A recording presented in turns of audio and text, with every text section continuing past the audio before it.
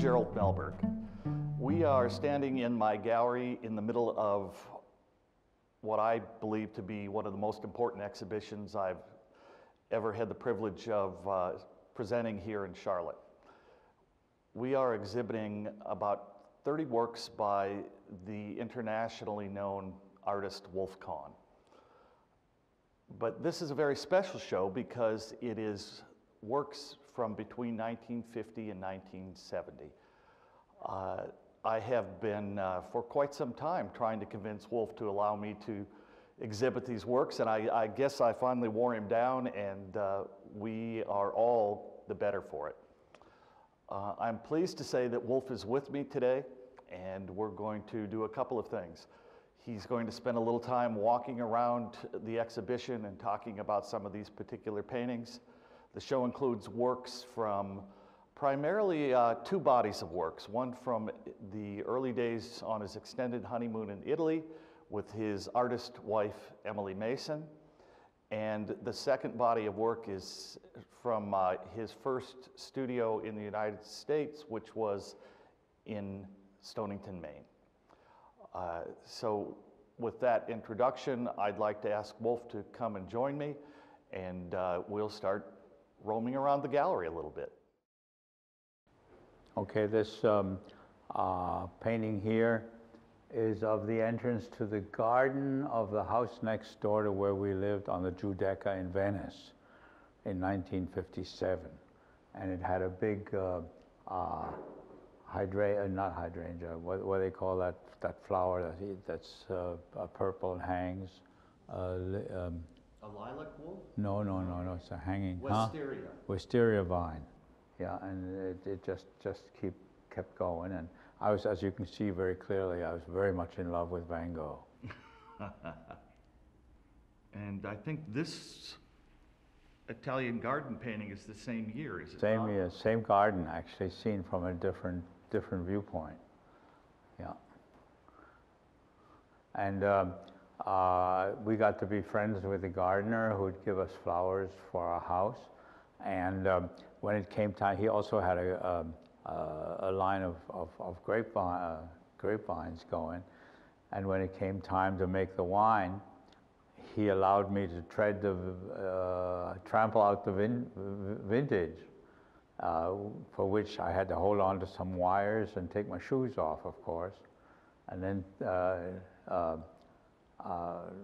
the exhalations from the wine slowly being created there by my dirty soles and the grapes made me drunk.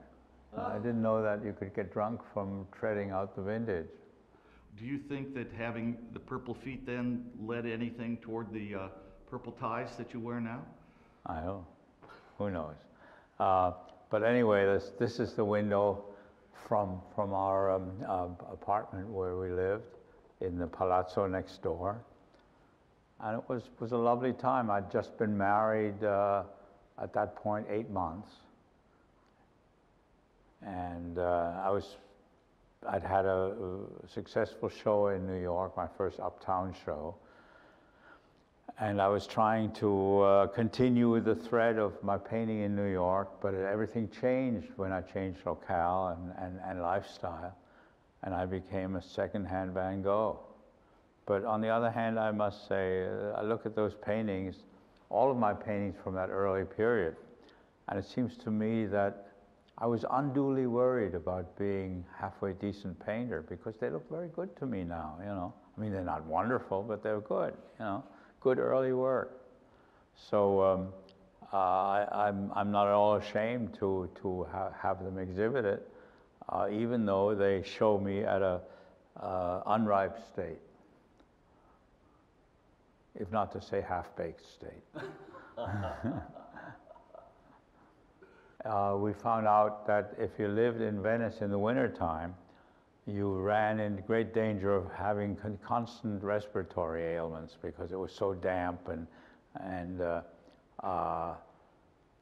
so we moved to more further south in Italy to Spoleto, and there I painted the hill Spoleto with the castle way on top.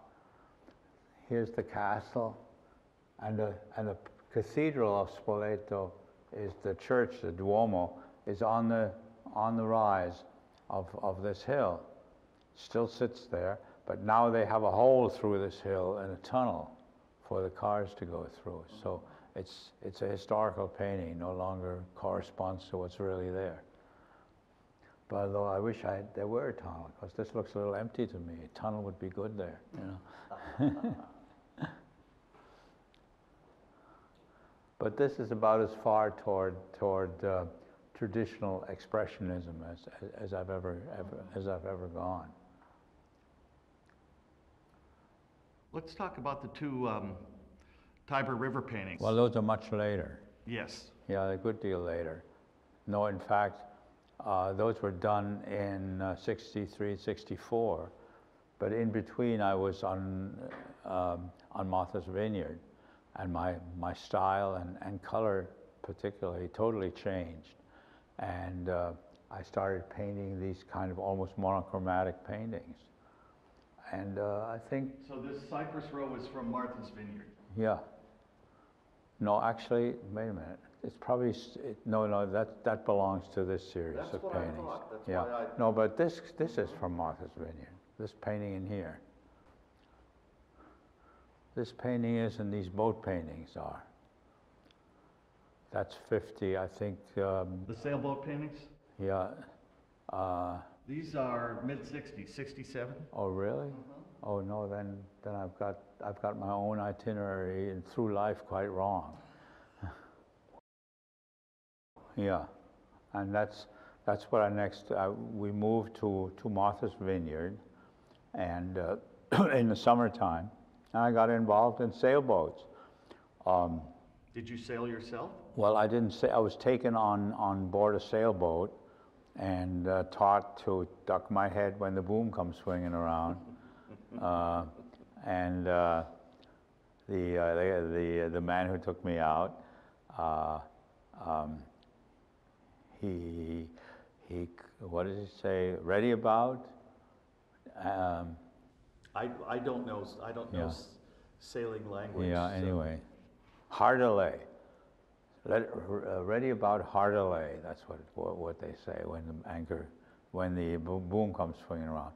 But I never really got passionate about sailing, but I did like the idea of those boats on the water, you know.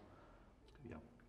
Well, and these are very subtle paintings, and you know some of the titles even indicate that. Like this one over here, I believe it's the sailboat in the fog, those sorts of things that you added to the title. Yeah, and this little painting here is probably the hardest work that painting I ever made. Yeah, as you can see, it's like heavy, heavy, heavy paint.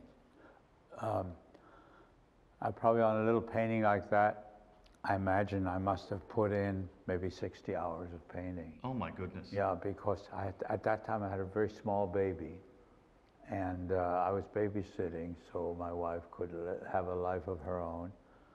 And I spent all my time on very small paintings. There's this one, and then there's the one in here. Yes. These two. Yeah, both of these pictures are from that period. See? And I wasn't afraid of using a lot of paint. In fact, I had to use a lot of paint because I kept making mistakes. Yeah. When you do it wrong and you paint over it, after a while it gets to be very gloppy.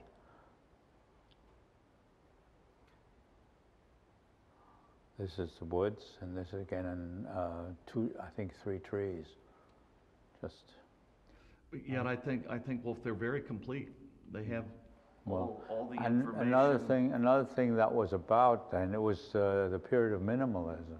You know, Certainly. the less you put into a painting, the better you felt about it.